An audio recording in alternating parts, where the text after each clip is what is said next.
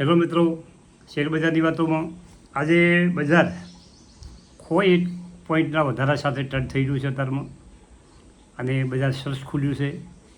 કાલે જે ખૂબ શેરો ઘટ્યા હતા એમાં પણ આજે સરસ વધારો દેખાઈ રહ્યો છે. અમેરિકન પ્રમુખ ડોનાલ્ડ ટ્રમ્પ આજે ચીનની મુલાકાતે છે, અને ચીન ઈરાનની પડખે ઊભું છે. મિત્રો તમે જુઓ કે ચીન અને ટ્રમ્પ સાહેબની જે મુલાકાત છે એ કદાચ આ યુદ્ધ ખતમ થવાની ચર્ચા હશે એવું લાગી રહ્યું છે.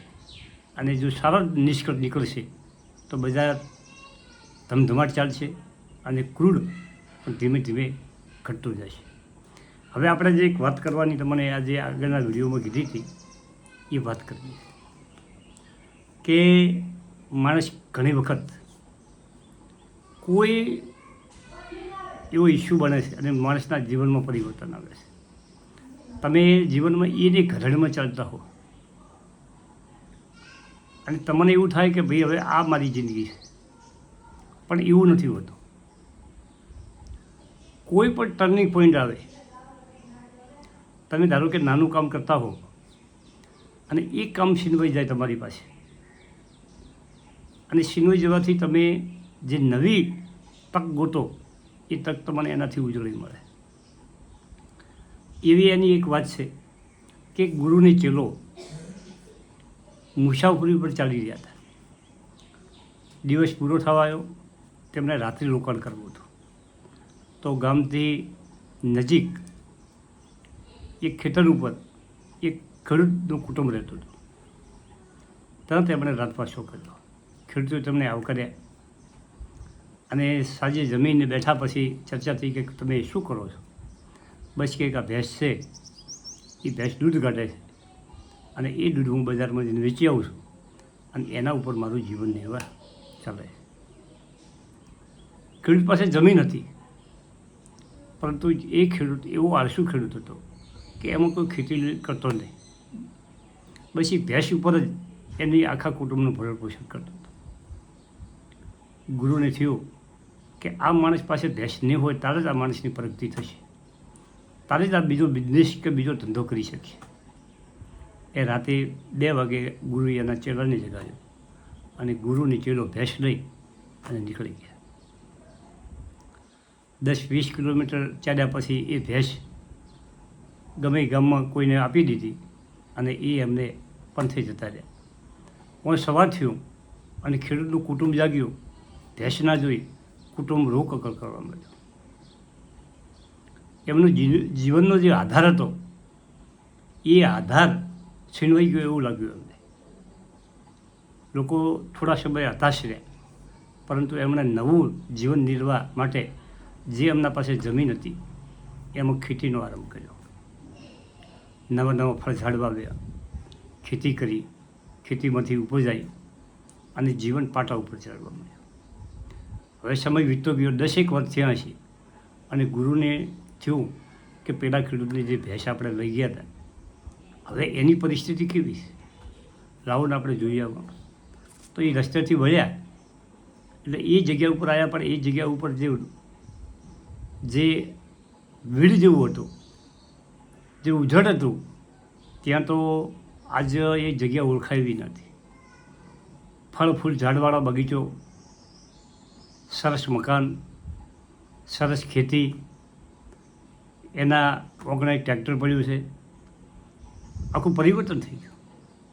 ગુરુ અંદર ગયા, શેલોને બે ખેડૂતે આવકાર્યા, આવો બેહો. ગુરુ કીધું કે ઓળખાણ પડી કે હા ગુરુજી, તમે મારી ભેંસ લઈ ગયા હતા એ ગુરુ છે.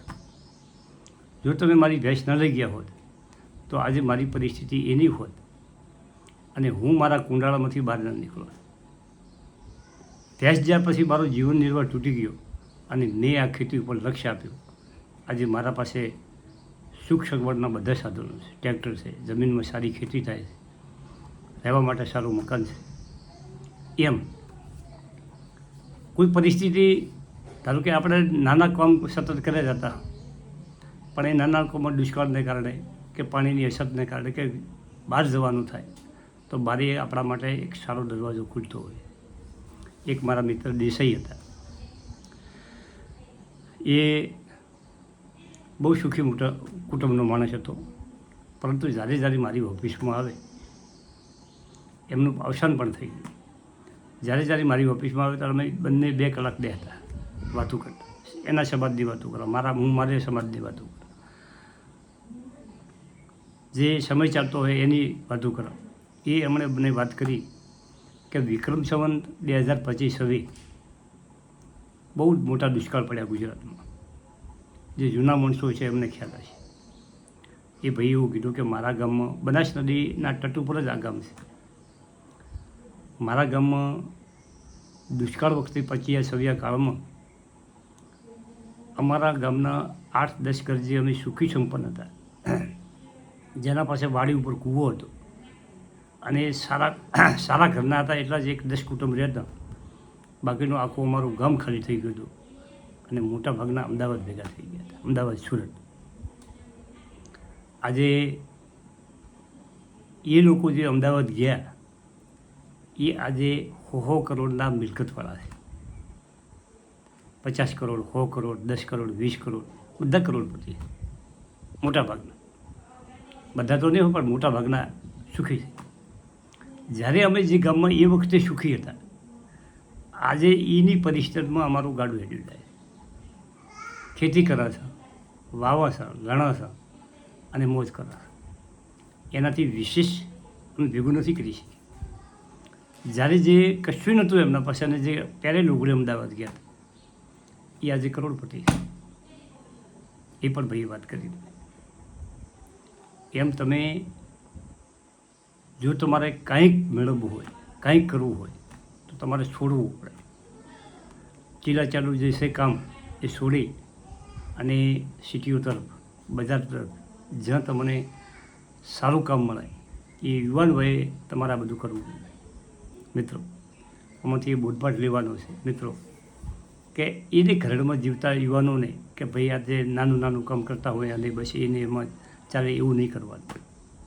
તમારે જો કંઈક કરવું હશે, કંઈક મેળવવું હશે તો તમારે ઉદ્યમ કરવું પડશે, નવું વિચારવું પડશે, નવું કામ કરવું પડશે અને આગળ હલવું પડશે મિત્રો. અને તકો આજે વિશ્વમાં ખૂબ તકો છે, તમારા પાસે પણ ખૂબ તકો છે. અને સિટીમાં બિઝનેસ છે, બીજું છે, ત્રીજું છે, કોઈની ભાગીદારીમાં છે. આ રીતે તમારા બિઝનેસનું અને તમારા સપનાને આગળ લઈ જવું પડે તો તમે ટકી શકો. તમારા પાસે જે તકો તમને જીવનમાં મળે એ તકનો પૂરેપૂરો ઉપયોગ કરવો જોઈએ. સમય પારખી અને એમાં પડવું જોઈએ મિત્રો. ચલો, થેન્ક યુ, આભાર.